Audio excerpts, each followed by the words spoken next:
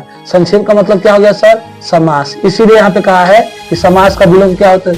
समास का विलोम क्या होता है? व्यास होता है। तीसरा का पॉइंट, समास दो शब्दों से समास दो शब्दों के मिलने से बनता है।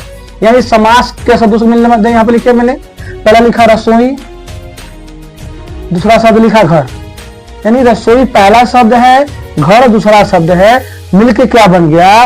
मिलके बन गया रसोई घर। तो कहने का मतलब क्या था कि समास दो शब्दों से, दो पदों से मिलकर बनता है। समास में दो पद होना जरूरी है। कहने का मतलब क्या है? समास में दो पद होते हैं, पूर्व पद और उत्तर पद। और पूर्व पद किसे कहेंगे?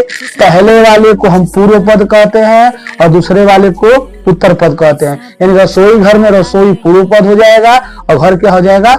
उत्तर पद। ठीक। इसके बाद अगला हेडिंग है समास विग्रह। समास विग्रह का मतलब क्या होता है? समासिक शब्द को, अब इसी में देखिए रसोई घर है, समासिक शब्द को तोड़कर लिखना।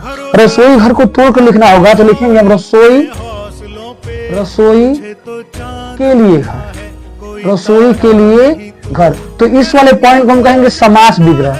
क्या कहेंगे?